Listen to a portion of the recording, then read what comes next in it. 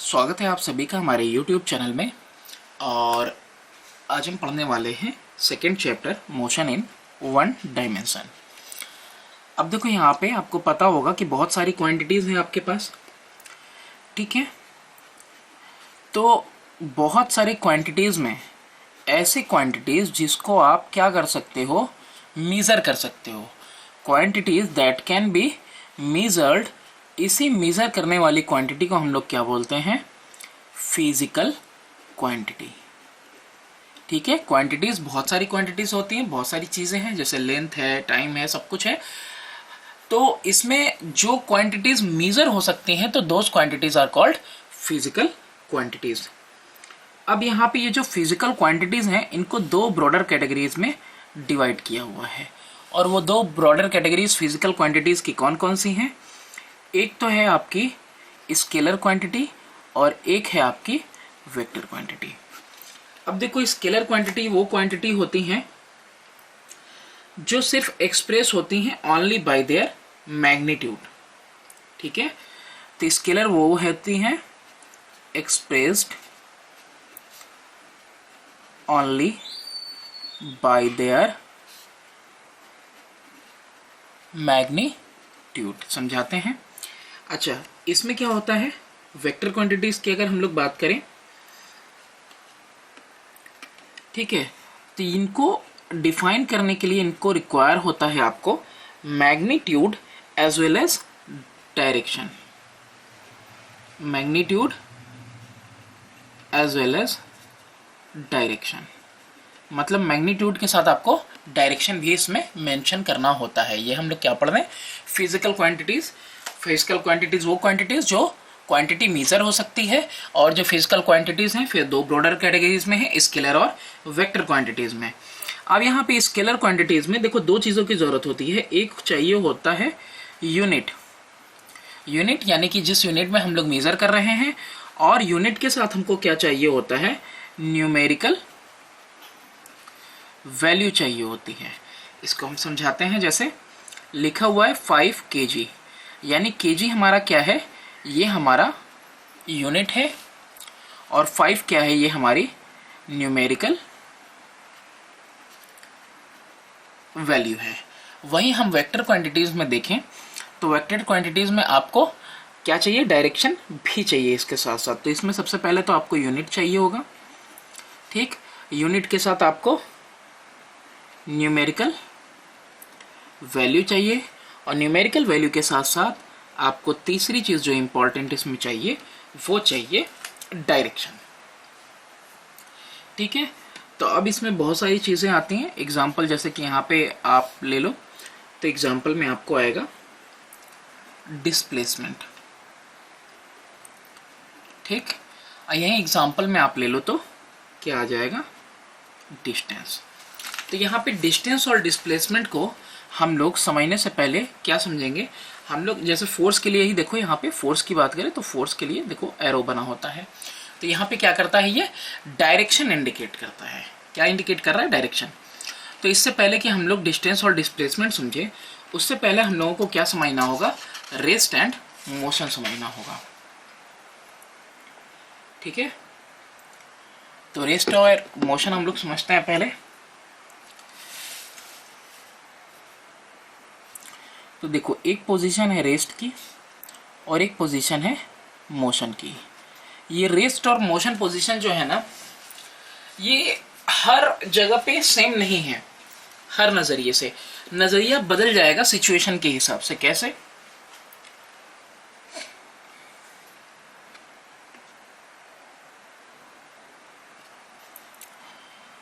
Rest position में अगर object है तो body is said to be in rest if its position does not changes with respect to surrounding। तो rest position में body को कब कहोगे कि बॉडी रेस्ट पोजीशन में है, जब बॉडी का जो पोजीशन है उसके सराउंडिंग के रिस्पेक्ट में चेंज नहीं हो रहा है। जैसे एक तुम कहीं खड़े हो, ठीक है, और तुम यहाँ पे क्या देख रहे हो, एक डस्टबिन देख रहे हो, ठीक। अब ये डस्टबिन एक जगह पे रखा हुआ है और तुम यहाँ पे खड़े हो, मान लो, ठीक है, कुछ कर रहे हो, फोन वोन पे बात कर रहे हो। अब तुम 1 घंटे खड़े हो, 2 घंटे खड़े हो, 3 घंटे खड़े हो, लेकिन तुम्हारे सामने यहाँ एक दरख्त भी है, मान लो, तो ये दरख्त भी यही है और ये डस्टबिन भी यही है। तो यहाँ पे ये बॉडीज आपके लिए कैसी हैं, स्टेशनरी है, यानी रेस्ट पोजीशन में है, क्योंकि ये क्या नहीं कर रही हैं, अपना पोजीशन चेंज नहीं कर रही हैं। फिर इसी डेफिनेशन को इसमें लाओ, body is said to be in rest की जगह पे क्या हो जाएगा, मोशन हो जाएगा। बस रेस्ट की जगह पे क्या हो जाएगा, मोशन हो जाएगा। If its position changes, does not कर दोगे, ये डज नॉट कट कर दोगे, changes with respect to surrounding. जैसे अब यहाँ पे तुम कहीं बैठे हुए हो एक जगह पे, अब यहाँ पे तुम चेयर वगैरह कुछ भी लगा हुआ है, तुम यहाँ पे बैठे हुए हो, ठीक। तो अब तुम यहाँ पे बैठे हुए हो और तुम क्या देख रहे हो कि तुम जहाँ बैठे हुए हो वो बस स्टॉप है और गाड़ियाँ आ रही हैं और जा रही हैं। तो पहले ये गाड़ी यहाँ थी, फिर पोजीशन चेंज हुई, फिर यहाँ आई ये गाड़ी, फिर आगे को रोड पे चली गई। तो इसका जो पोजीशन है वो सराउंडिंग के रिस्पेक्ट में क्या हो रहा है, चेंज हो रहा है। तो आप क्या कहोगे कि this object is in motion. अब देखो यहाँ पे नजरिया कैसे मैंने कहा था, नजरिया इसलिए कहा था क्योंकि अगर इस बस का एग्जाम्पल लें तो इस बस में 2 लोग बैठे हुए हैं। कितने लोग बैठे हुए हैं, 2 लोग बैठे हुए हैं। अगर ये दोनों एक दूसरे को देखते हैं, बस तो चल रही है, लेकिन ये दोनों अगर एक दूसरे को देखते हैं तो एक दूसरे के अगल बगल बैठे हुए हैं, तो दोनों ही रेस्ट पोजीशन में देखेंगे एक दूसरे को।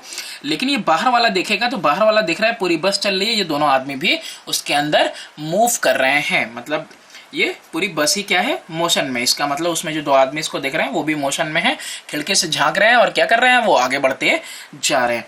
वैसे ही तुम देखो, अगर नजरिए की बात करो तो जब हम लोग ट्रेन से जाते हैं तो हम लोग देखते हैं कि जो पेड़ होते हैं, दरख्त होते हैं, वो पीछे छूट रहे होते हैं, पीछे जा रहे होते हैं, है ना। तो बल्कि एक्चुअली वो होते रेस्ट पोजीशन में, लेकिन हम आगे जा रहे होते हैं, वो पीछे जा रहे होते हैं, ऐसा हमको लगता है ना। तो यहाँ पे आप देखोगे तो आपको लगेगा, आप अगर बैठे हुए हो तो कैसा लगेगा आपको कि नहीं, आप रेस्ट पोजीशन में हो, वो मूव कर रहे हैं। अब इसके बाद जो टॉपिक है वो है आपका 1 डायमेंशनल मोशन। क्या समझेंगे इसके बाद हम लोग, 1 डायमेंशनल मोशन। अब देखो 1 डायमेंशनल मोशन क्या होता है, जब कभी भी कोई बॉडी, अगर बॉडी मूव कर रही है, मोशन तो पढ़ लिया, तो body moves along a straight path. अगर बॉडी मूव कर रही है स्ट्रेट पाथ पे, एकदम बिल्कुल सीधे जा रही है, तो इसको हम लोग क्या बोलते हैं, इसको हम लोग बोलते हैं 1 डायमेंशनल मोशन। बिल्कुल एकदम जैसा सीधी रोड हो जाए, जैसे ट्रेन का स्ट्रेट ट्रैक हो जाए, बिल्कुल एकदम सीधा, तो ये कैसा हो जाएगा, आपका 1 डायमेंशनल मोशन हो जाएगा। यानी कि यहाँ पे नो साइडवेज मोशन, ठीक है। साइडवेज मोशन मतलब दाएं बाएं भी ना घूमे, सिर्फ और सिर्फ कैसा जाए, सिर्फ और सिर्फ सीधा जाए, स्ट्रेट जाए, तो उसको हम लोग क्या कहेंगे, जो है स्ट्रेट 1 डायमेंशनल मोशन कहेंगे, अगर वो स्ट्रेट पाथ पे जा रही है बॉडी। तो अगर कहीं कर्व जा रही है, ठीक, कर्व पाथ है, तो कर्व पाथ का मतलब क्या हो गया आपका, 2 डायमेंशनल मोशन हो गया, ठीक है। और अगर कोई बॉडी स्पेस में, कहाँ पे, स्पेस में अगर वो मूव कर रही है, तो वो कौन सा मोशन हो गया, 3 डायमेंशनल मोशन हो गया। तो यहाँ पे हम लोग सिर्फ और सिर्फ 1 डायमेंशनल मोशन पढ़ने वाले हैं। अब आता है आपका डिस्टेंस एंड डिस्प्लेसमेंट। क्या आता है समझेंगे, डिस्टेंस आता है और दूसरा डिस्प्लेसमेंट। इसके लिए देखो सबसे बढ़िया कौन सा है, यही डायग्राम बताया जाता है समझाने के लिए। ये कोई ऑब्जेक्ट था ए पोजीशन पे, ए से गया बी पोजीशन पे, और फिर एरो दे रहा हूँ, ठीक है, फिर यहाँ बी से गया किस पोजीशन पे, सी पोजीशन पे। यहाँ पे 4 किलोमीटर गया, यहाँ पे 3 किलोमीटर गया, और ये 90 डिग्री पे इसने अपना एंगल बदला है। तो आप यहाँ पाइथागोरस थ्योरम आप सबको पता होगी, क्लास 9th में है आप, तो पाइथागोरस थ्योरम लगाओगे तो इसकी वैल्यू कितनी निकलेगी, 5 किलोमीटर। ठीक है, तो पहले ए से बी गया और बी से उसने टर्न लिया 90 डिग्री पे और टर्न लेके कहाँ गया, सी तक गया। तो अगर हम डिस्टेंस की बात करें ना, तो डिस्टेंस क्या करता है आपका, ये जो है ना एक्चुअली में path travelled by the body. Distance क्या होता है, distance is the actual path travelled by the body. तो यहाँ पे पूरे डेफिनेशन इसलिए नहीं लिख रहे हैं क्योंकि ये समझाने के लिए, किताब तो आपको एक न एक बार पढ़नी ही है। तो path travelled by the body यानी कि ए से बी गया और बी से सी गया, यानी कि यहाँ पे आपका A B plus B C हो जाएगा, यानी कि 4 + 3 = 7 किलोमीटर। ये क्या आ जाएगा, डिस्टेंस आ जाएगा, क्योंकि एक्चुअल दूरी यहाँ पे नापनी है। लेकिन अगर वहीं हम बात करें डिस्प्लेसमेंट की, तो डिस्प्लेसमेंट क्या होता है, डिस्प्लेसमेंट होता है it is shortest distance between initial and final position of object. अब ये ऑब्जेक्ट था, कोई ऑब्जेक्ट था, ए से शुरू हुआ था, तो फाइनल पोजीशन कहाँ है, सी। तो ये शॉर्टेस्ट डिस्टेंस की बात करेगा, यानी ये अगर डिस्प्लेसमेंट कहें तो सिर्फ होगा ए सी, यानी कि 5 किलोमीटर। ठीक है, कितना होगा, सिर्फ 5 किलोमीटर होने वाला है। अब देखो यहाँ पे ये पाथ फॉलो करता है, सिर्फ और सिर्फ डिस्टेंस नापता है। ये कैसी क्वांटिटी है, एक स्केलर क्वांटिटी है। अब यहाँ पे देखो डायरेक्शन मैटर कर रहा है कि नहीं है। तो ये कैसा क्वांटिटी है, यहाँ पे ये एक वेक्टर क्वांटिटी है।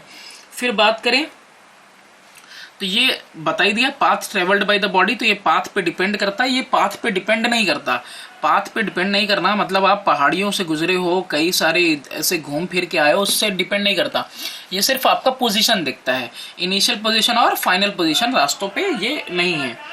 ठीक है, इसके बाद अब एक चीज देखो, ये आपका डिस्टेंस कितना है, 7 है, और डिस्प्लेसमेंट कितना है, यहाँ पे 5 है।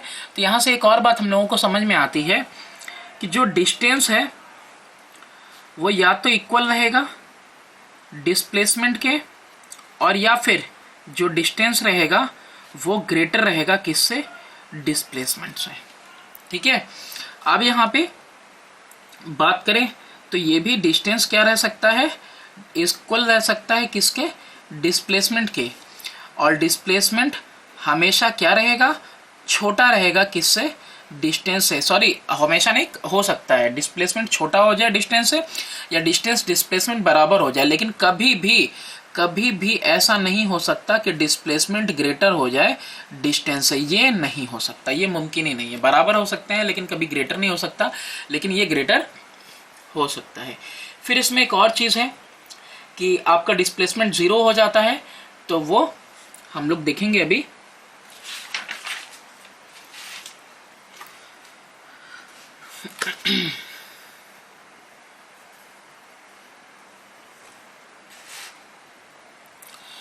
वो देखो कैसे होता है, अगर कोई सर्कुलर पाथ पे जा रहा है, ठीक, और उसने कहाँ से शुरुआत की, यहाँ से शुरुआत की, और वो सर्कुलर ट्रैक पे ऐसे दौड़ा और दौड़ते हुए फिर यहीं पे आ गया। तो यहीं पे आ गया, तो अगर हम बात करेंगे डिस्टेंस की, तो डिस्टेंस कितना होना चाहिए, 2πr, और r क्या होगा, रेडियस होगा इस सर्कल का। वहीं अगर हम बात करें डिस्प्लेसमेंट की, तो डिस्प्लेसमेंट यहाँ पे कितना हो जाएगा, 0 हो जाएगा। क्यों 0 हो जाएगा, 0 इसलिए हो जाएगा क्योंकि initial position and final position is same for the object, है ना। ट्रेवल करने के बाद इनिशियल और फाइनल पोजीशन कैसा आ गया, सेम आ गया। तो यहाँ पे हम लोग क्या ले लेंगे, बिल्कुल 0 हो जाएगा डिस्प्लेसमेंट। तो यहाँ पे एक और चीज हम लोग एक पॉइंट लिख सकते हैं कि displacement can be 0 but distance can not be 0।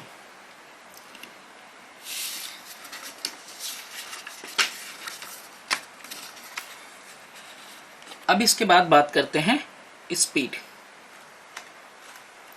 Speed क्या होता है, तो देखो स्पीड होता क्या है, ये है distance travelled by an object, distance travelled by an object per unit time. देखो यहाँ बोल ही दिया इसने, इसी फॉर्मूले ये इसी डेफिनेशन में इसने अपना फॉर्मूला बता दिया। कैसे बताया?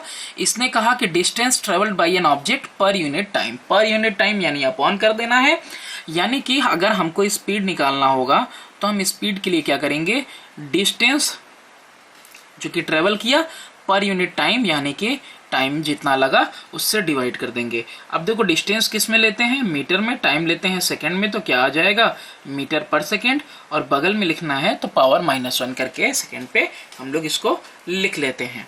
और यही मीटर पर सेकंड क्या है, इसकी SI यूनिट है, ठीक। और CGS यूनिट की बात करेंगे तो सेंटीमीटर पर सेकंड आ जाएगा। फिर इसके बाद ये कैसा एक वो है, इसमें डिस्टेंस है ना और टाइम है, तो ये एक स्केलर क्वांटिटी है। स्पीड कैसा है, एक स्केलर क्वांटिटी है।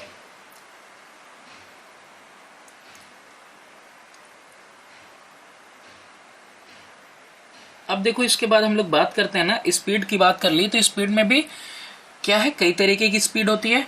तो एक हम लोग देखते हैं यूनिफॉर्म। यूनिफॉर्म का मतलब क्या होता है, यानी कि एक जैसा, सबने एक जैसा पहन के रखा होता है स्कूल के अंदर, यूनिफॉर्म। तो यूनिफॉर्म स्पीड में ऑब्जेक्ट है, ये आप कब कहोगे, जब ऑब्जेक्ट क्या करता है, कवर करता है equal distances in equal interval of time. यानी कि यूनिफॉर्म स्पीड का मतलब if an object covers equal distance as in equal interval of time then the object is said to be in uniform speed. अब कितना small interval आपने लिया है उससे कोई मायने नहीं रखता, लेकिन एक जो टाइम इंटरवल है उसमें बराबर वो जो है कि दूरी तय करे। जैसे A से लेके B तक ऑब्जेक्ट जा रहा है, अब यहाँ पे ये 1 सेकेंड बाद, यहाँ 2 सेकेंड बाद, यहाँ 3 सेकेंड बाद, यहाँ 4 सेकेंड बाद। अगर यहाँ पे 0 किलोमीटर था या मान लो 0 मीटर था, अब इसके बाद 1 सेकेंड में 10 मीटर, दूसरे सेकेंड में 20 मीटर, तीसरे में 30 मीटर, चौथे में 40 मीटर। अब यहाँ देखो ये कितने का गैप है, 10 का, यहाँ भी गैप 10 मीटर का, 10 मीटर का, 10 मीटर का, यानी और टाइम का कितना गैप है, 1 सेकेंड का, यहाँ भी 1 सेकेंड का, यहाँ भी 1 सेकेंड का। तो हर 1 सेकेंड में वो कितना दूरी तय कर रहा है, वो 10 मीटर का दूरी तय कर रहा है। तो इट मीन्स यूनिफॉर्म। अगर यहीं पे आपको नॉन यूनिफॉर्म का लिखना हो तो क्या लिखोगे आप, तो नॉन यूनिफॉर्म, या फिर इसको और क्या कहते हैं भाई, वेरिएबल स्पीड भी कहते हैं। तो नॉन यूनिफॉर्म और वेरिएबल क्या होता है, if body travels unequal distances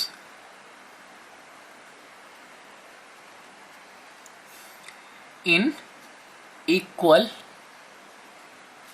interval of time। अब यहां पे क्या हो रहा है, वो अनइक्वल डिस्टेंसेस ट्रेवल कर रहा है इन इक्वल इंटरवल ऑफ टाइम। यहां पे भी सेम तरीके से देख लो, पहले सेकंड में, दूसरा सेकंड, तीसरा सेकंड, चौथा सेकंड, पांचवा सेकंड। अब यहाँ पे 0 से स्टार्ट किया, 10 मीटर गया, उसके बाद ये 15 मीटर गया, फिर उसके बाद ये 18 मीटर गया, उसके बाद 22 मीटर गया, ये डिस्टेंस है। अब देखो यहाँ 10 का डिफरेंस, यहाँ 5 का डिफरेंस, यहाँ 3 मीटर का डिफरेंस, यहाँ 4 मीटर का डिफरेंस, और टाइम हर जगह पे 1 सेकेंड 1 सेकेंड 1 सेकेंड ही लग रहा है। तो टाइम इंटरवल तो सेम है 1 सेकेंड का, लेकिन देखो डिस्टेंस देखो अनइक्वल ट्रेवल कर रहा है। पहले सेकंड में 10, फिर 5 मीटर, फिर 3 मीटर, फिर 4 मीटर। तो इस तरीके से इसको क्या कहेंगे हम लोग, नॉन यूनिफॉर्म और वेरिएबल स्पीड। इसके बाद एक आता है ना इंस्टेंटेनियस स्पीड। कौन सी स्पीड की बात करेंगे अब हम, इंस्टेंटेनियस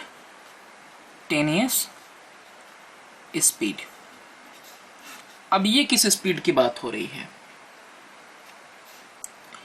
ये वो स्पीड होता है कि when speed of body changes continuously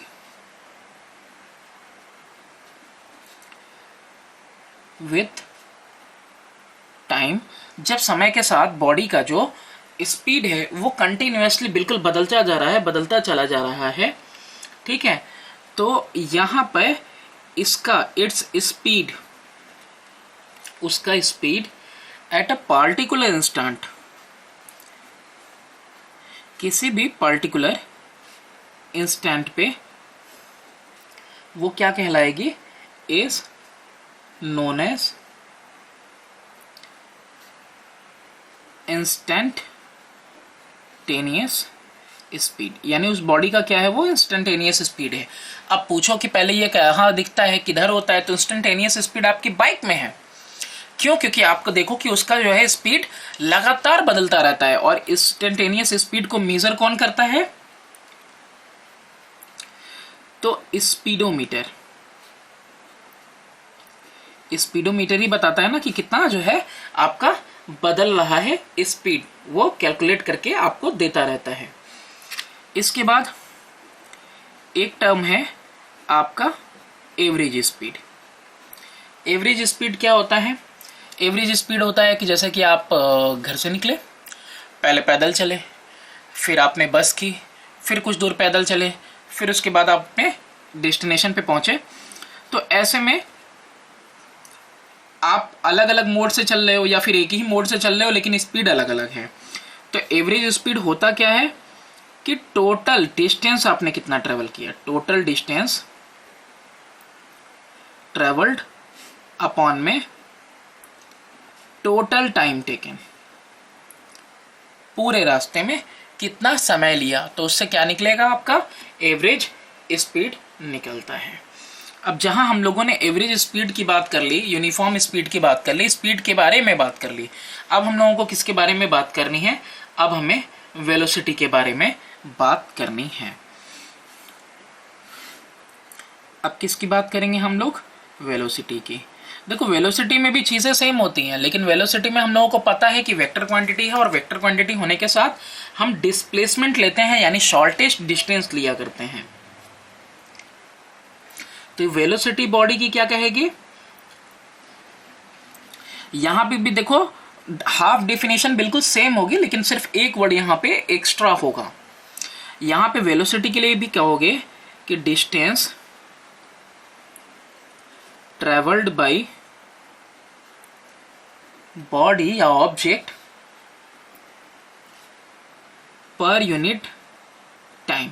ये तो कहोगे कि अरे सर बिल्कुल वैसे ही वाली आ गई, स्पीड की तरह ही, लेकिन नहीं, यहां पे क्या चीज बदलेगा, यहां पे बदलेगा टाइम के बाद इन अ गिवन डायरेक्शन, ये मायने रखता है बस इसमें, ठीक है। यही चीज क्या कर रही है, इसको स्पीड से बिल्कुल अलग कर दे रही है। क्यों? क्योंकि इसमें डायरेक्शन आ गया। अब यहाँ पे दे दिया distance travelled by body per unit time, तो यहाँ पे वेलोसिटी के लिए अगर फॉर्मूला लिखना हो तो क्या लिखोगे, लिखोगे डिस्टेंस ट्रेवल्ड, बस। नहीं, क्या लिखना है यहाँ पे, इन अ गिवन डायरेक्शन। क्या लिखेंगे हम यहाँ पे, distance travelled in a given direction upon time. तो हम लोग कैसे इसको नापते हैं, तो अब देखो यहाँ पे भी देखो, ये डिस्टेंस ट्रेवल्ड हम लोग मीटर में लेंगे, टाइम सेकेंड में लेंगे, तो इसका भी क्या आ जाएगा, मीटर पर सेकेंड आ जाएगा या फिर मीटर पर सेकेंड, और यही इसकी क्या है, SI यूनिट है। और वेलोसिटी तो हमने आपको बता ही दी कि वेलोसिटी कैसी है, एक वेक्टर क्वांटिटी है। अब इसके बाद अगर हम बात करें यूनिफॉर्म वेलोसिटी की, नॉन यूनिफॉर्म वेलोसिटी की, तो हमको कहीं जाने की जरूरत नहीं है, हम यहीं आ जाएंगे। हम क्या करेंगे, यूनिफॉर्म स्पीड, स्पीड की जगह पे क्या लिख लेंगे हम, वेलोसिटी लिख लेंगे, ठीक है। कवर्स इक्वल डिस्टेंसेस, है ना, इन अ गिवन डायरेक्शन, क्या लिख लेंगे, इन अ गिवन डायरेक्शन, बस इतना चेंज आ जाएगा, बाकी सब कुछ सेम रहेगा। तो यूनिफॉर्म वेलोसिटी क्या होती है, cover equal distances in equal interval of time. तो यहाँ पे वही चीज मान लो कि यहाँ पे आपका ये वन डायमेंशनल मोशन है, स्ट्रेट मोशन। अब यहाँ पे क्या कर रहा है, हर एक सेकंड में 10 मीटर की ही दूरी तय कर रहा है इन अ पर्टिकुलर डायरेक्शन, ठीक है। तो ये क्या हो जाएगा, uniform velocity. Non uniform velocity क्या हो जाएगा, नॉन यूनिफॉर्म स्पीड की जगह पे क्या कर लेना है, बस वेलोसिटी कर लेना है। तो यहाँ पे ट्रेवल कर रहा है unequal distances in equal interval of time in a given direction. ठीक है, यहाँ पे 1 सेकंड में वही 10 मीटर था, फिर दूसरे सेकंड में 5 मीटर, फिर 1 सेकंड में 3 मीटर ही बस था, फिर 4 मीटर था। तो इस तरीके से अलग अलग।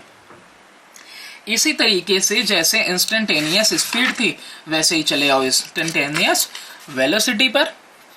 तो ये स्पीड हटा के क्या कर देना है आपको, बस वेलोसिटी कर देना है। तो यहां पे क्या हो जाएगा, when the velocity of a body, speed की जगह पे क्या लिख देंगे, बस velocity of a body changes continuously with time, its velocity at a particular instant is known as instant velocity। ये हो गया। अब इसके बाद जो है एवरेज स्पीड क्या होता है, एवरेज सॉरी स्पीड देख लिया, एवरेज वेलोसिटी क्या होगी, तो टोटल डिस्प्लेसमेंट अपॉन में टोटल टाइम टेकन। इसको हम लिख लेते हैं।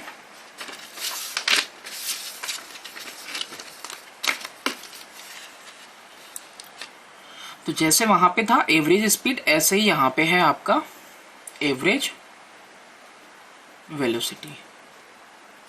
एवरेज वेलोसिटी क्या होता है, डिस्प्लेसमेंट अपॉन में टोटल टाइम टेकन। डिस्प्लेसमेंट आपको मालूम ही है, shortage direction of shortage distance upon में टाइम टेकन। अब इसके बाद है इन दोनों के बीच में डिफरेंस। अब डिफरेंस के लिए देखो बहुत ही शॉर्ट में हम लोग कर लेंगे। यहाँ पे हमने लिख दिया डिस्टेंस, सॉरी डिस्टेंस नहीं करना है, अब की बार क्या लिखना है हमको, यहाँ स्पीड लिखना है, यहाँ वेलोसिटी लिखना है। इसके बीच में हमको डिफरेंस देखना है। तो देखो कुछ डिफरेंसेस तो ऑलरेडी हम लोगों ने देख लिए, जैसे कि ये स्केलर है, जैसे कि ये वेक्टर है, जैसे कि स्पीड जो है 0 नहीं हो सकती, वेलोसिटी 0 हो सकती है। अब पूछोगे वेलोसिटी कब 0 हो सकती है, अगर डिस्प्लेसमेंट 0 हो जाएगा तो वेलोसिटी क्या हो जाएगी, आप खुद ही बताओ, डिस्प्लेसमेंट अपॉन टाइम टेकन क्या हो जाएगा, 0 हो जाएगा सर्कुलर वाले पे। फिर इसके बाद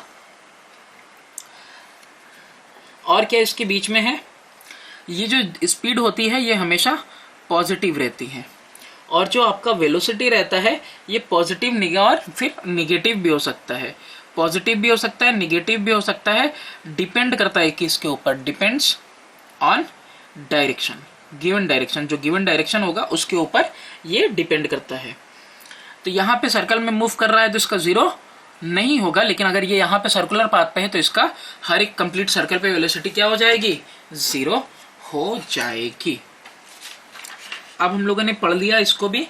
अब हम लोग देखते हैं एक्सेलरेशन क्या होता है। क्या देखेंगे अब हम, एक्सेलरेशन नाम तो सुना ही होगा, एक्सेलरेटर होता ही है बाइक के अंदर।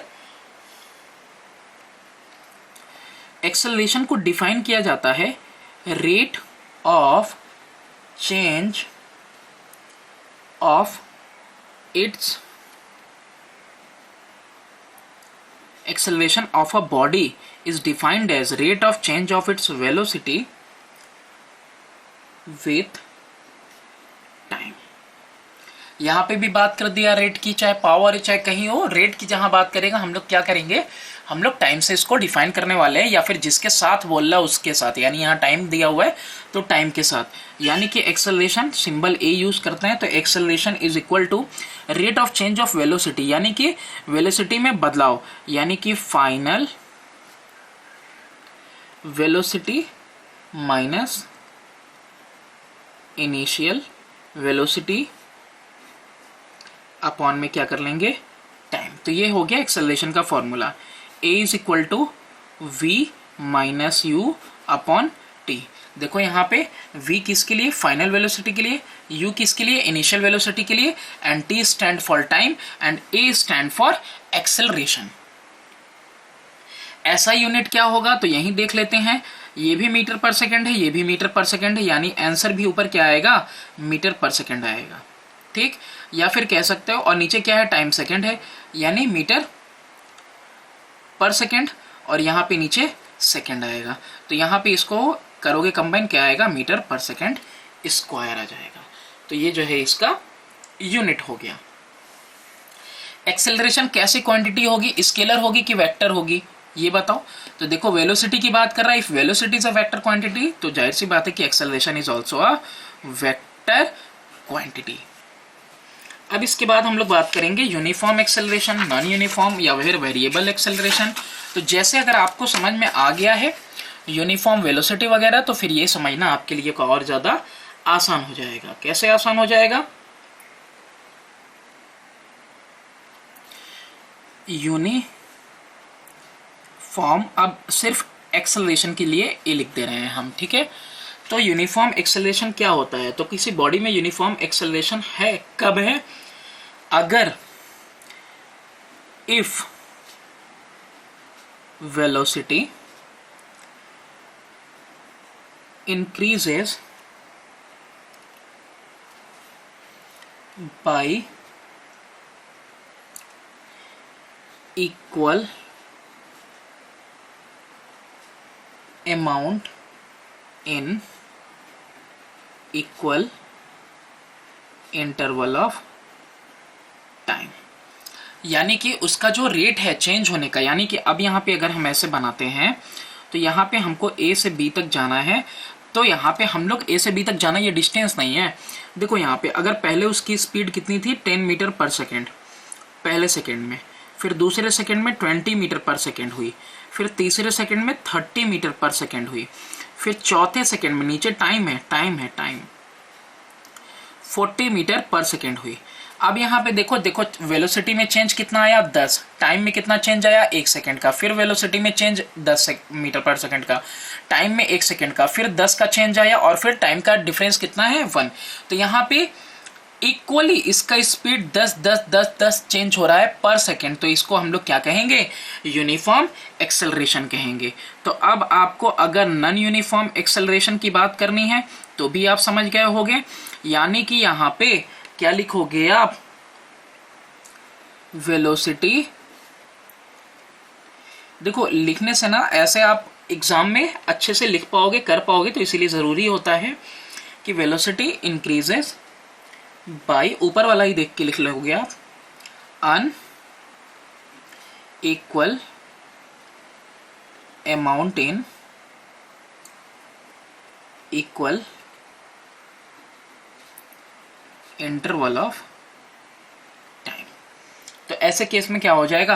अब यहाँ पे मान लो 10 होता है, यहाँ 40 हो जाता है, यहाँ 50 हो जाए, यहाँ ये जो है कि 55 हो जाए, तो यहाँ पे अनइक्वली और टाइम इंटरवल सेम रख दें, तो उसको क्या कहेंगे हम लोग? नॉन यूनिफॉर्म जो है एक्सेलरेशन। नॉन यूनिफॉर्म एक्सेलरेशन को और क्या कहते हैं?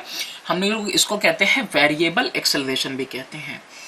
इसके अलावा एक टर्म आता है जहां एक्सेलरेशन पढ़ रहे हैं, एक्सेलरेशन ड्यू टू ग्रेविटी। तो ये क्या होता है acceleration due to gravity? When a body, जब कोई बॉडी फॉल करती है, गिरती है फ्रीली किसी हाइट से, under the influence of gravity, यानी कि कोई बॉडी किसी हाइट से गिरी और उसके ऊपर और कोई फोर्स नहीं लग रहा है, वो सिर्फ और सिर्फ इन्फ्लुएंस में किसके है? ग्रेविटी के इन्फ्लुएंस में है। तो जो एक्सेलरेशन प्रोड्यूस होगा, तो the acceleration produced in body is known as, या फिर the acceleration produced in body is acceleration due to gravity, और इसको डिनोट किया जाता है लेक्चर जी से। 9.8 है मीटर पर सेकेंड स्क्वायर इसकी वैल्यू, और इसको हम लोग लेते हैं 10 मीटर पर सेकेंड स्क्वायर। क्यों? कैलकुलेशन को आसान करने के लिए।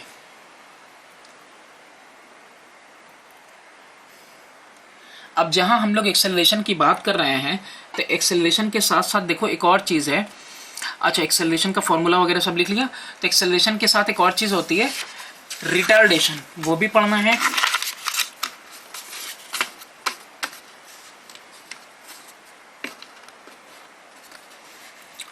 तो जहाँ पे हम लोगों ने एक्सेलरेशन को पढ़ा था कि वेलोसिटी इंक्रीज करती है किसके साथ, टाइम के साथ, तो यहाँ पे अगर वेलोसिटी डिक्रीज करेगी तो यानी कि if velocity decreases with time तो क्या हो जाएगा, रिटार्डेशन हो जाएगा। ठीक है, और रिटार्डेशन को निगेटिव एक्सेलरेशन भी कहा जाता है। अब ऐसे केस में होगा क्या, ऐसे केस में जो फाइनल वेलोसिटी है v is less than u initial velocity से, यानी गाड़ी ऑलरेडी 80 मीटर पर सेकेंड की रफ्तार से चल रही थी और किसी ने ब्रेक अप्लाई कर दिया, अब गाड़ी की स्पीड क्या हो गई, बिल्कुल रुक गई, 0 मीटर पर सेकेंड जो है इसकी स्पीड हो गई। तो यहाँ पे देखो फाइनल 0 आ गया, इनिशियल 80 आ गया, अपॉन टाइम 4 सेकेंड लगा तो कितना आ जाएगा, -80/4 यानी कि -20 मीटर पर सेकेंड स्क्वायर आ गया। ठीक है, तो अब ये कितना आएगा, अब तुम देखो तो ये माइनस ही क्या शो करता है, रिटार्डेशन शो करता है। अब इसके बाद हम लोग आते हैं अपने ग्राफिकल रिप्रेजेंटेशन पे।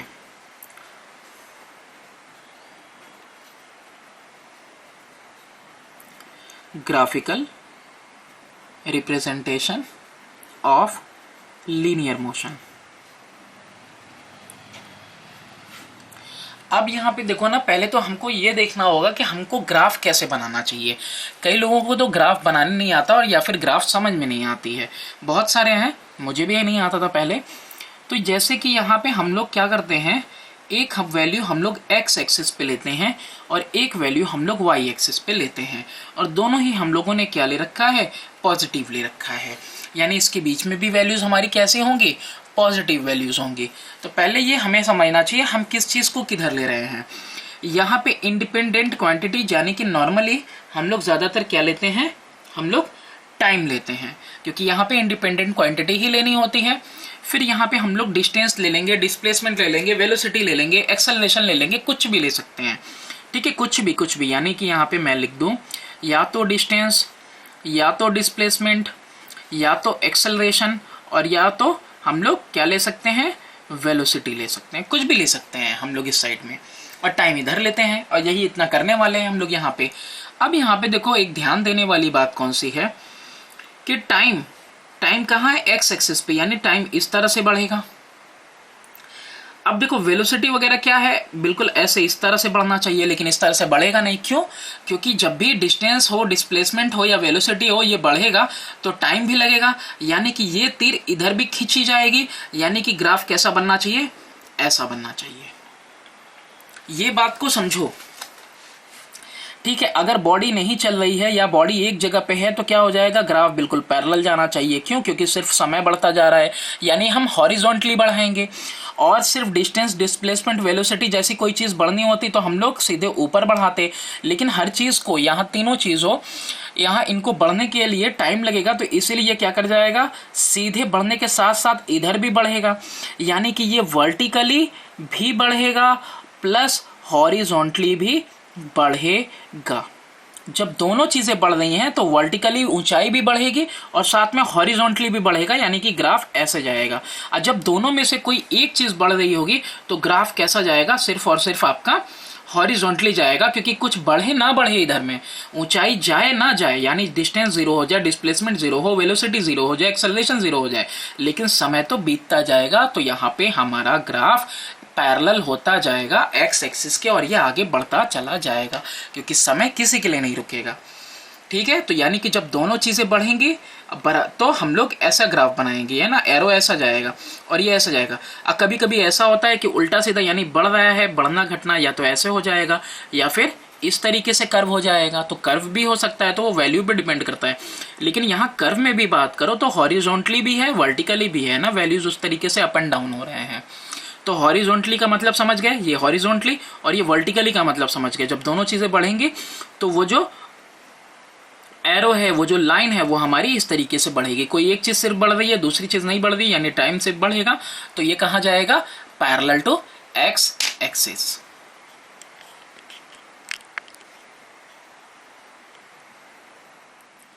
सबसे पहला हम लोग इसमें ग्राफिकल रिप्रेजेंटेशन में बनाने वाले हैं डिस्प्लेसमेंट टाइम ग्राफ। अब जैसा कि ऑलरेडी हम लोगों ने डिस्कस कर रखा है तो हम लोग बनाते हैं। तो इसमें भी हम लोग सबसे पहला केस 1 बनाएंगे। किसके लिए? स्टेशनरी ऑब्जेक्ट, यानी कोई ऐसा ऑब्जेक्ट जो कि मूव नहीं कर रहा है, उसका पोजीशन चेंज नहीं हो रहा है। ये हो गया वाई एक्सिस, ये हो गया हमारा एक्स एक्सिस। ऑलरेडी हमने डिस्कस कर रखा है 1 2 3 4 5। Displacement 10 metre, 20 metre, 30 metre, 40 metre and 50 metre. तो यहाँ पे हम लोगों ने इस साइड में क्या लिया हुआ है? इस साइड में हम लोगों ने डिस्प्लेसमेंट लिया है और इस साइड में हम लोगों ने क्या लिया हुआ है? जैसा कि हमने आपको बताया था, इंडिपेंडेंट लेते हैं टाइम। कोई ऑब्जेक्ट, ठीक है, मान लो 20 से 30 के बीच में 25 पे था, डिस्प्लेसमेंट कितना था उसका? 25 मीटर। एक सेकेंड पे भी वो वहीं है, दूसरे सेकेंड भी वहीं है, तीसरे सेकेंड भी वहीं है, चौथे सेकेंड भी वहीं है, पांचवें सेकेंड भी वहीं है। तो इसका ग्राफ कैसा बनेगा? Straight line parallel to X axis बनेगा। क्यों? हाइट नहीं छुएगा, ये पैरेलल जाता रहेगा। अभी हमने डिस्कस किया क्यों हाइट नहीं छुएगा, क्योंकि डिस्प्लेसमेंट बढ़ नहीं रहा है, एक ही जगह पे कांस्टेंट स्टेशनरी है बिल्कुल, ठीक है। फिर उसके बाद हम लोग सेकंड देखते हैं। अब हम लोग यहाँ पे केस 2 देखेंगे। सेकंड केस में क्या देखने वाले हैं हम लोग? Body moving with uniform velocity. Body with uniform velocity. अब इसको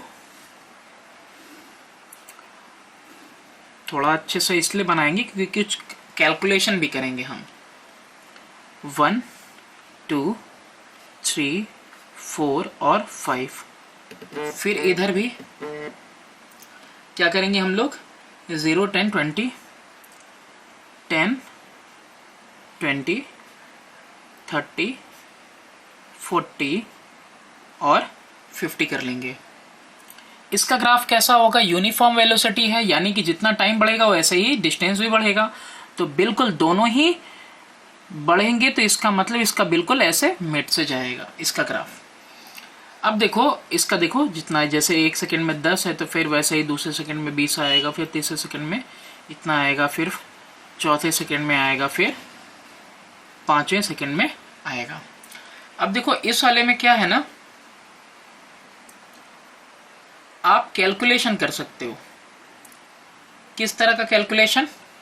अगर आपको यहां ए से बी, ठीक, ए टू बी के बीच में आपको क्या निकालना हो, आपको पता करना हो अगर डिस्प्लेसमेंट,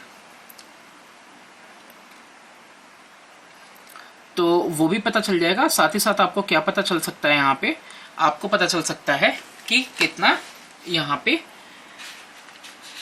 आपका वो यूनिफॉर्म वेलोसिटी है ना, तो डिस्प्लेसमेंट टाइम ग्राफ है, तो आपको यहाँ पे वेलोसिटी पता चल सकती है। क्या पता चल सकता है? वेलोसिटी। तो वेलोसिटी निकालने का फॉर्मूला क्या है? डिस्प्लेसमेंट अपॉन में टाइम है। तो ये जो वर्टिकल आ रहा है ये आखिर है क्या? डिस्प्लेसमेंट ही तो है। ये वर्टिकल यहाँ से यहाँ तक ग्राफ से मेजर करो तो ये वैल्यू कितनी आ रही है? 20 और ये आ रही है 40, यानी कि डिस्प्लेसमेंट मतलब 40 - 20। फिर ये क्या है? ये हॉरिजॉन्टल, ये हॉरिजॉन्टल में इतना टाइम है। तो टाइम कितना है? देखो 4 सेकंड ये आखिरी है और 2 सेकंड से शुरू हो रहा है, तो कितना हो जाएगा? 4 - 2 ग्राफ से। तो यानी ए और बी के बीच में स्पीड कितनी है? 20/2, यानी कि 10 मीटर पर सेकेंड। ये हो गया आपका वेलोसिटी। वेलोसिटी किससे निकल गया? डिस्प्लेसमेंट टाइम ग्राफ से। इसके अलावा एक वेरिएबल वेलोसिटी का भी देख लेते हैं, केस 3। वेरिएबल वेलोसिटी में यानी कि body with variable velocity. Variable velocity में हम लोगों ने देखा था क्या कि बिल्कुल कैसा बनेगा, कर्व बनेगा। ये रहा आपका डिस्प्लेसमेंट और ये रहा आपका टाइम। वैल्यू दो ना दो, लेकिन अगर कभी बनाने को आएगा, वैसे तो वैल्यू देंगे, 0 देंगे, 1 2 3 4 देंगे, इसको 10 20 कर देंगे, है ना, 30 40 कर देंगे, तो ये कैसा बनेगा, कर्व बनेगा। कैसा बनेगा, कर्व। तो ये कर्व बनेगा। तो ये किस तरह का है, ये आपका बॉडी विथ वेरिएबल वेलोसिटी के लिए है या फिर नॉन यूनिफॉर्म वेलोसिटी के लिए है।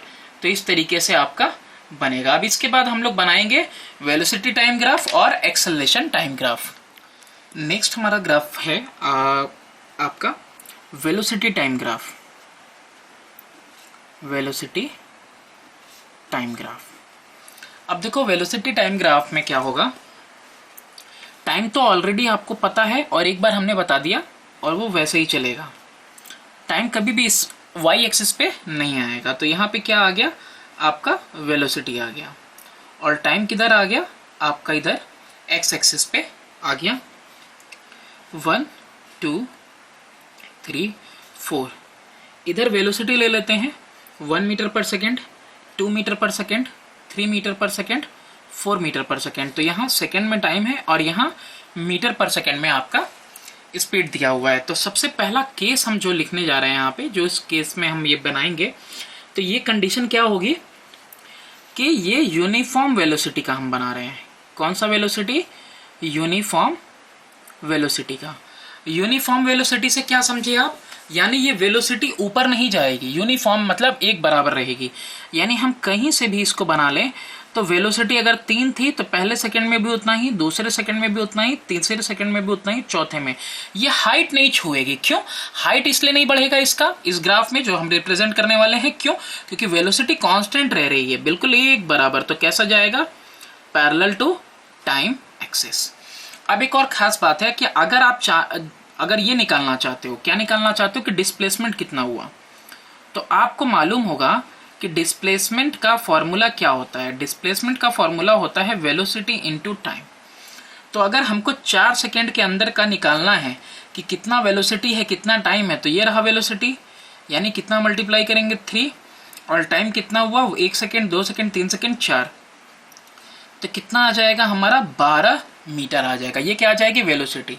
तो देखो एक चीज पता चलती है कि यानी कि एक्स एक्सिस से ग्राफ में जो एरिया कवर रहेगा, उस एरिया को अगर हम निकाल दें, यानी लेंथ इंटू ब्रेड्थ यहाँ पे कर दें, यानी एरिया निकाल दें जो इनक्लोज हो रहा है, ग्राफ इनक्लोज कर रहा है एक्स एक्सिस के साथ, तो हमको क्या निकल जाएगा, वेलोसिटी निकल जाएगी। अब जैसे यहाँ रेक्टेंगल ही मान के मत रखना। आप देखो जैसे दूसरा केस देख लेते हैं, केस 2। अगर ये बात नहीं समझ में आई तो इसको भी और अच्छे से आप देखें, आपको जरूर समझ में आएगा। यानी कि यूनिफॉर्म वेलोसिटी नहीं होगा, यहां पे यूनिफॉर्म एक्सेलरेशन होगा। यूनिफॉर्म एक्सेलरेशन का मतलब क्या समझे आप, यहां वेलोसिटी बदल नहीं रही थी, यहां पे यूनिफॉर्म एक्सेलरेशन हो रहा है। यानी इसका मतलब हम यहां लिख भी दे रहे हैं, equal changes in velocity with equal interval of time. क्या बता रहा है कि equal changes in velocity with equal interval of time. ये सेकेंड केस है। एक्सेलरेशन के लिए बनेगा कैसे, मतलब हर 1 सेकेंड पे क्या हो रहा है, यहाँ पे हमारी स्पीड बढ़ती चली जा रही है। तो देखो यहाँ पे हम क्या कर पा रहे हैं, यहाँ हम वेलोसिटी टाइम ग्राफ से क्या निकाल लिए, डिस्प्लेसमेंट निकाल लिए। निकल सकता है, बिल्कुल आपने देखा निकल गया। अब वैसे ही दूसरा देखते हैं हम, वैल्यूज इस बार रखी है हमने 10, 20, 30, 40, 50, बस इतना काफी है। और टाइमिंग यहाँ पे हमने रखी है 1 सेकेंड की, 2 सेकेंड की, 3 सेकेंड की, 4 सेकेंड की और 5 सेकेंड की। अब देखो यानी ये पहला ऐसे क्रिस क्रॉस करेगा, यहाँ बनेगा, फिर दूसरा यहाँ पे बनेगा, फिर देखो तीसरा यहाँ पे बनेगा। ये कैसा जाएगा ग्राफ, बिल्कुल ऐसे जाएगा। क्यों ऐसे जाएगा, क्योंकि आप देख भी सकते हो कि दोनों ही चीजें बढ़ रही हैं। हॉरिजॉन्टली भी बढ़ रहा है, वर्टिकली भी बढ़ रहा है, तो वर्टिकली उतना ही, हॉरिजॉन्टली उतना ही, तो एकदम बीचों बीच से ग्राफ जा रहा है। अब इस बीचों बीच से ये जो ग्राफ जा रहा है, तो इसमें अगर आपको क्या फॉर्म करना है, इसको अगर आपको डिस्टेंस निकालना है, क्या निकालना हो, अगर आपको डिस्प्लेसमेंट निकालना हो, तो डिस्प्लेसमेंट कहाँ तक का निकालना चाहोगे, कहीं तक का भी निकाल लो। डिस्प्लेसमेंट 5 सेकेंड तक का निकालना हो। हमने बताया एरिया इनक्लोज्ड है ना, हो रहा है जो किसके साथ, एक्स एक्सिस के साथ। तो एक्स एक्सिस के साथ ये ट्रायंगल इनक्लोज हुआ आपकी बार, तो यहाँ पे कितना हो जाएगा, एरिया ऑफ ट्रायंगल हो जाएगा। ट्रायंगल का कोई नाम दे सकते हैं, मैंने अभी दिया नहीं। अच्छा, ये जो नीचे से ऊपर तक ये जो हाइट गई हुई है, एक्चुअली में ये हाइट है किसकी, ये हाइट है किसकी, वेलोसिटी की। किसकी है ये, वेलोसिटी की। अच्छा, ये 0 से 5 सेकेंड ये हॉरिजॉन्टली क्या है, आखिर ये टाइम ही तो है और ये वेलोसिटी ही है। तो यहाँ पे एरिया ऑफ ट्रायंगल कितना हो जाएगा, half into base into height होता है। यानी हाफ इंटू बेस का मतलब कितना लेंगे, ये 5, और हाइट का मतलब कितना ले लेंगे, 50।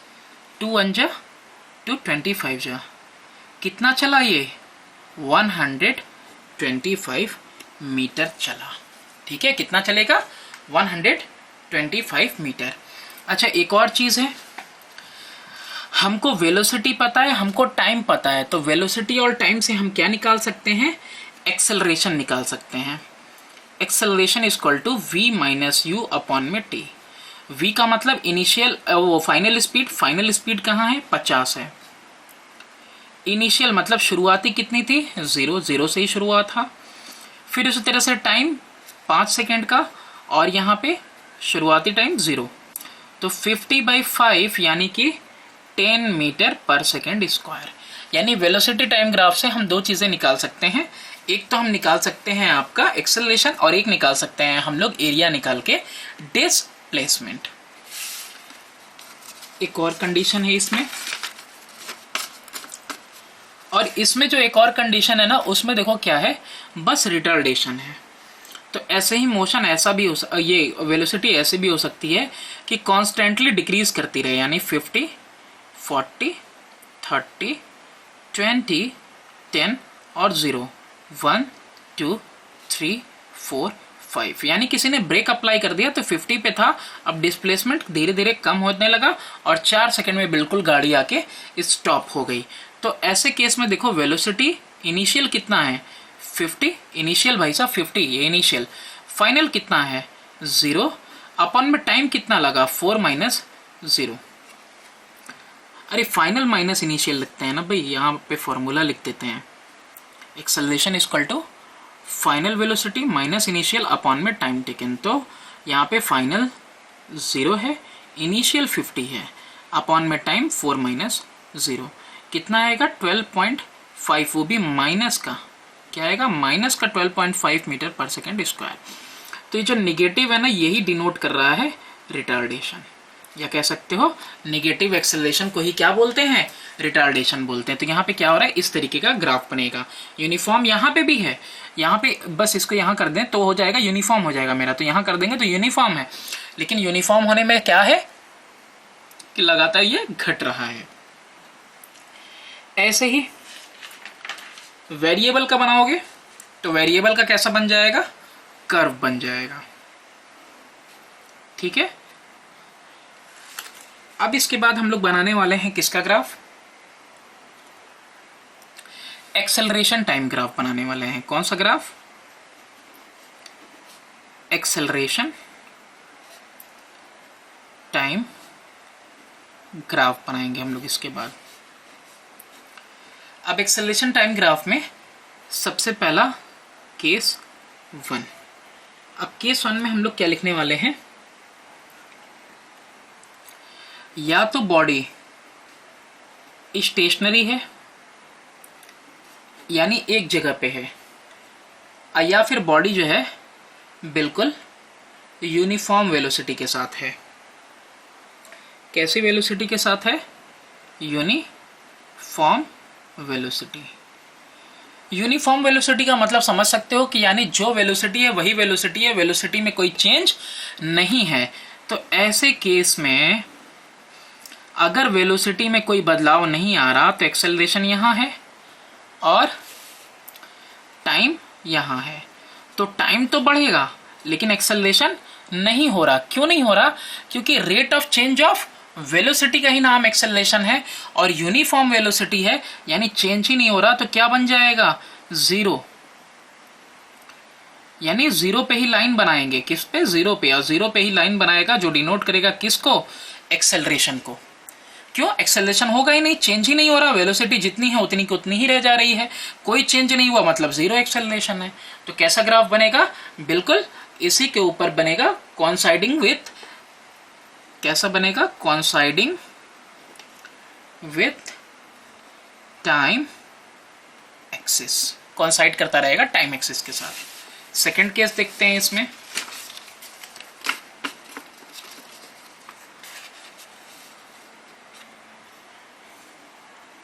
Case to.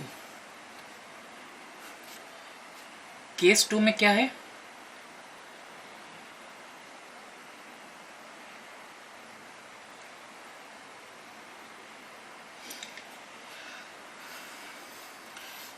या फिर कह सकते हो यहाँ पे यूनिफॉर्म एक्सेलरेशन भी कह सकते हो यहाँ पे एक्सेलरेशन के लिए, या फिर कह दो body moving with uniformly increasing velocity, यानी लगातार जो स्पीड है वो बढ़ती जा रही है, यानी 10 से 20 हो रही है, 20 से 30 हो रही है, 30 से 40, 40 से 50, और टाइम 1 सेकेंड से 2 सेकेंड, 2 से 3 सेकेंड, 3 से 4 सेकेंड, 4 से 5 सेकेंड जा रहा है। यानी हर बार 10 10 10 10 का इंक्रीज हो रहा है किसके अंदर? एक्सेलरेशन के अंदर। तो ऐसे में जब आप एक्सेलरेशन टाइम ग्राफ बनाओगे तो बार बार इंक्रीज सेम हो रहा है, यानी कि मान लो अगर ये 0 है और ये 10 है तो बार बार इंक्रीज कितना हो रहा है? 10 का, फिर कुछ देर बाद भी इंक्रीज 10 का, फिर कुछ देर बाद भी इंक्रीज 10 का ही हो रहा है। 1 2 3, यानी कि क्या हो रहा है? एक्सेलरेशन बिल्कुल ऐसा कांस्टेंट रह रहा है, जो चेंज है वो बिल्कुल एक जैसा है। ठीक है। हाइट कब छुएगा? जब 10 के बाद 20 होता, 20 के बाद 30, 30 के बाद 40 होता है, लेकिन यहाँ पे बार बार इक्वली चेंज हो रहा है, तो इसीलिए ग्राफ कैसा बनेगा? बिल्कुल ऐसा बनेगा। तो यहाँ पे देखो क्या लिखा हुआ है? Increasing velocity.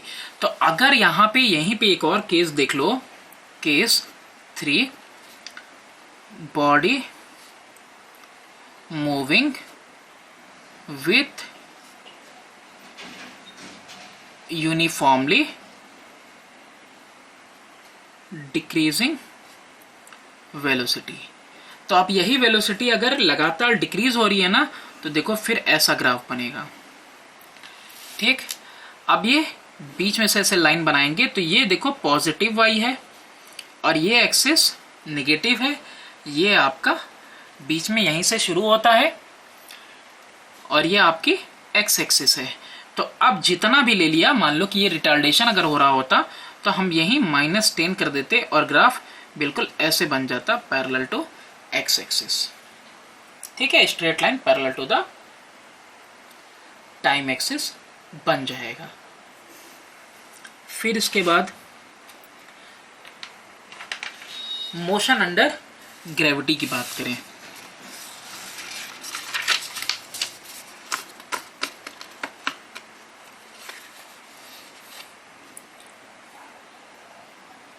तो मोशन अंडर ग्रेविटी, अगर सिर्फ ग्रेविटी का इन्फ्लुएंस है ना, तो हम लोग कहते हैं कि फ्रीली फॉल कर रही है बॉडी, तो कहते हैं कि मतलब ये जो बॉडी है इट इज अंडर एक्सेलरेशन, वो उसके अंदर जो बॉडी के अंदर एक्सेलरेशन प्रोड्यूस हो रहा है फ्री फॉल में, जब बॉडी फ्री फॉल कर रही है और उसके अंदर जो एक्सेलरेशन प्रोड्यूस हो रहा है, इसी एक्सेलरेशन को हम क्या कहते हैं?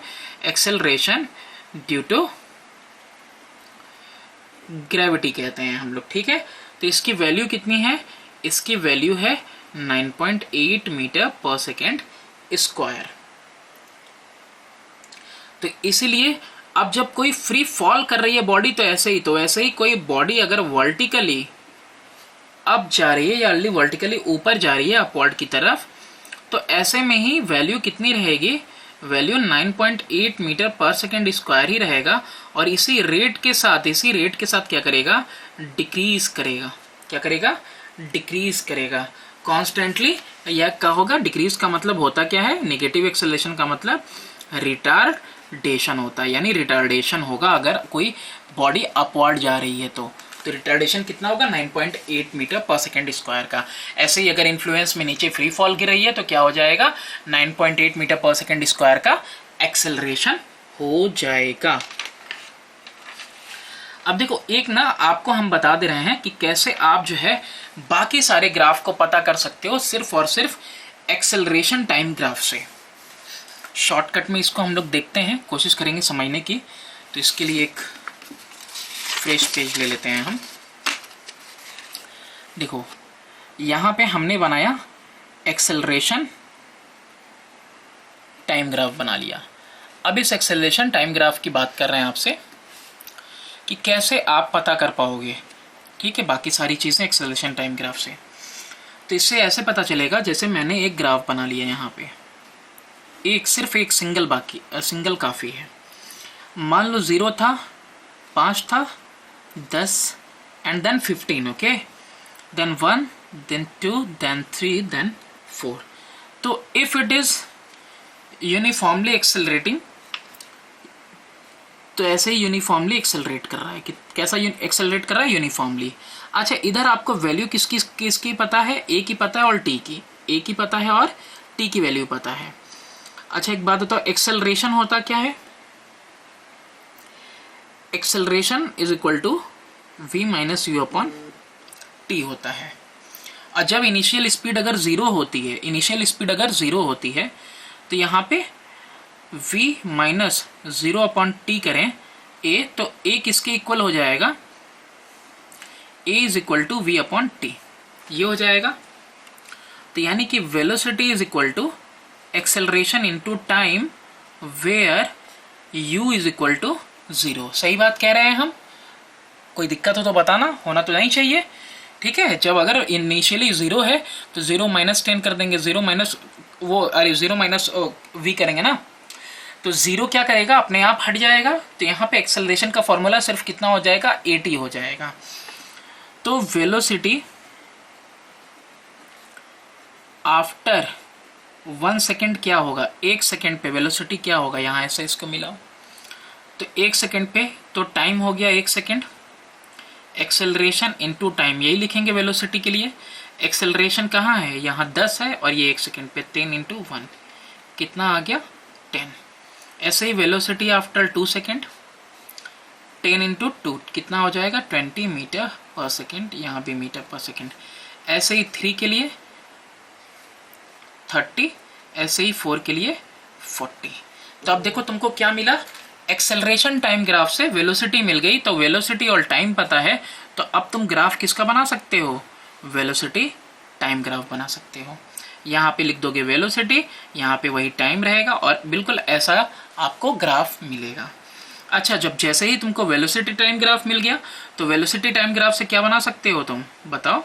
वेलोसिटी टाइम ग्राफ से आप निकाल सकते हो डिस्प्लेसमेंट वेलोसिटी इंटू टाइम, यानी 1 सेकेंड पे, 2 सेकेंड पे, 3 सेकेंड पे, यानी यहाँ था 10, यहाँ था 20, यहाँ था 30। तो यानी फर्स्ट सेकेंड पे, 1 सेकेंड पे उसका कितना डिस्टेंस कवर किया, तो 1 इंटू 10, कितना, 1 इंटू 10, यानी कि 10 मीटर। फिर सेकेंड पे 2 इंटू 20, कितना आ गया, 40 मीटर।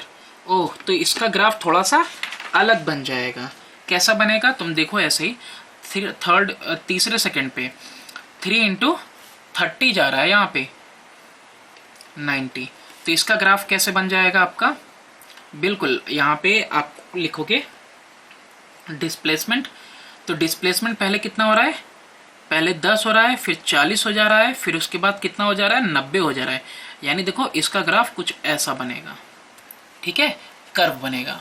कैसे, इसकी वैल्यू के हिसाब से। तो हमको सिर्फ एक्सेलरेशन टाइम ग्राफ पता रहे तो हम वेलोसिटी टाइम ग्राफ उसी से बना सकते हैं, और उसी से हम लोग डिस्प्लेसमेंट टाइम ग्राफ बना सकते हैं। तो ये हो गया हमारा ग्राफिकल रिप्रेजेंटेशन। अब ग्राफिकल रिप्रेजेंटेशन के बाद एक लास्ट टॉपिक जो बची हुई है वो है हमारा इक्वेशन ऑफ मोशन। कैसे कैलकुलेट करेंगे, बहुत इजी है, इसको हम सीखेंगे। इजी कैसे है, जैसे कि हमने बनाया यहाँ पे एक ग्राफ आपको बनाना है। ये ग्राफ आपने बना लिया। ये ग्राफ किसका बनाना है आपको, वेलोसिटी टाइम ग्राफ बनाना है, एकदम शॉर्टकट में बिना वैल्यू लेके। इसके बाद भी एक बार भी आप देखोगे शायद आपको समझ में आ जाए। इनिशियल वेलोसिटी कुछ ले रहे हैं, उसके बाद यूनिफॉर्मली इसकी वेलोसिटी बढ़ाई है, ठीक है। इनिशियल वेलोसिटी है, ये 0 था, 0 से u तक इनिशियल वेलोसिटी, और ये पूरा क्या है, फाइनल वेलोसिटी, यानी 0 से पूरा टॉप तक क्या है, फाइनल वेलोसिटी। ये जो एक्सिस है, ये किसकी एक्सिस है, ये टाइम की, ये 0 टाइम के लिए भी है और यहां तक है। अब हमने ये पढ़ा था कि ग्राफ के अंदर जो एरिया एक्स एक्सिस से इनक्लोज हो रहा है, उस एरिया को अगर हम कैलकुलेट करेंगे तो हमको डिस्प्लेसमेंट निकल के आएगा। यानी अगर हमको डिस्प्लेसमेंट निकालना है तो हम इस एरिया को निकाल दें। तो इस एरिया को निकालने के दो तरीके हैं। कितने तरीके हैं, दो तरीके। कैसे, या तो डिस्प्लेसमेंट निकालने के लिए हम डायरेक्ट लिखें यहाँ पे एरिया ऑफ ट्रेपेजियम, ट्रेपेजियम का नाम दे देते हैं ए बी सी डी, और यहां पे लिख देते हैं ई। या फिर हम कर सकते हैं displacement equal to area of triangle plus area of rectangle. Triangle का मतलब सी ई डी, दिख रहा है, सी ई डी, ये ट्रायंगल हो गया। और रेक्टेंगल का मतलब A B E D, rectangle का मतलब ए बी ई डी। दो तरीके से हम ये एरिया निकाल सकते हैं। तो बस दो तरीके से जो एरिया निकाल सकते हो, बस फॉर्मूला लिखना शुरू करो, देखो तुरंत तुमको वैल्यू मिल जाएगी। Area of trapezium half A plus B का मतलब मेरा है सम ऑफ पैरेलल साइड्स, जगह कम है, sum of parallel sides into height, यानी हाफ लिख दिया। पैरेलल साइड्स कौन कौन सी हैं, देखो ए से लेके डी तक, बी से लेके ई तक नहीं, बी से लेके पूरा सी तक। यानी क्या लिखेंगे, ए डी। आप भी डायग्राम बना के साथ साथ चलोगे, आपको समझ में आएगा। और हाइट कितना है, हाइट इन दोनों के बीच में ये 90 पे, ये 90 पे, एकदम सीधा सीधा है, तो हाइट हो गई आपकी ए बी। सबकी वैल्यू लिखो क्या आएगी, हाफ। ए डी का मतलब कितना हुआ, एडी, एडी का मतलब ये क्या है, इनिशियल वेलोसिटी, यानी कि u लिखेंगे। बी सी, बी से लेके सी तक पूरा क्या है, v है, तो यानी यहाँ पे क्या लिखेंगे, v। और h क्या है, a से लेके b तक, यानी कि ये टाइम ही तो है, t, t हो गया। अच्छा, इसके बाद एक चीज पता होनी चाहिए, क्या, एक रिश्ता हमें पता है कि t is equal to, T छोड़ो, पहले एक्सेलरेशन वाला तो याद रखो, v minus U upon T, ठीक है। तो यहां से t is equal to v minus U upon में a हो जाएगा। तो हम यहाँ पे यही काम करने वाले हैं, हम t की जगह पे क्या लिखने वाले हैं, v माइनस यू अपॉन में a। किसकी जगह पे, सिर्फ और सिर्फ t की जगह पे हमने लिखा, t की जगह पे v minus you by A, u plus v, और यहाँ कितना हो गया 1/2। यहाँ क्या है s। अब देखो v minus U, a minus B, a plus B, तो क्या हो जाएगा, a square minus B square upon में 2a हो जाएगा। इधर s है तो 2as equal to V square minus U square. एक तो आपके पास यहां आ गया, एक फॉर्मूला ये मिल गया। दूसरा वाला formula area of triangle CD, half into base into height plus length into breadth, ये लिखेंगे हम लोग। अब यहां पे सबको देखो,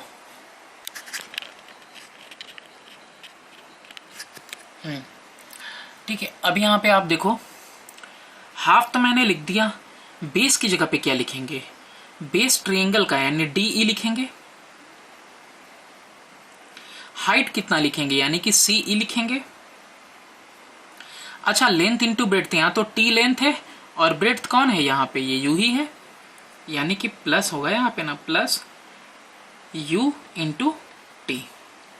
half D E, D E, D किसके बराबर, ए बी के बराबर, ए बी है क्या, टी, यानी हाफ टी। सीई, सीई देखो क्या होगा, सी देखने वाली चीज है, पूरा v और यहां तक u है ना भाई, ये u है, तो ये एरिया क्या हो गया, v माइनस यू, है ना, यहाँ से लेके यहाँ तक, इसको क्या कहोगे, पूरे में से u को घटाएंगे तभी तो ये वैल्यू मिलेगी यहाँ से यहाँ तक की सी ई की। तो यहाँ पे मैंने लिख दिया v minus you plus U T. अभी देखो यहीं से देख लो, v माइनस यू की वैल्यू अगर लिखनी हो तो हम at लिख सकते हैं। क्या लिख सकते हैं, at। किसकी वैल्यू, v माइनस यू की। तो यहाँ बस आ जाओ, v माइनस यू की जगह पे मैंने क्या लिख दिया, at प्लस में क्या था ut, यहाँ पे क्या था हाफ इंटू टी इंटू, यानी कि half at square plus ut, यहाँ क्या है s, s is equal to ut plus half at square. तो ये हो गया आपका डिराइव इक्वेशन। आई होप समझ में आया होगा आपको। Thanks for watching, do subscribe and share my channel. मिलते हैं हम लोग नेक्स्ट चैप्टर में।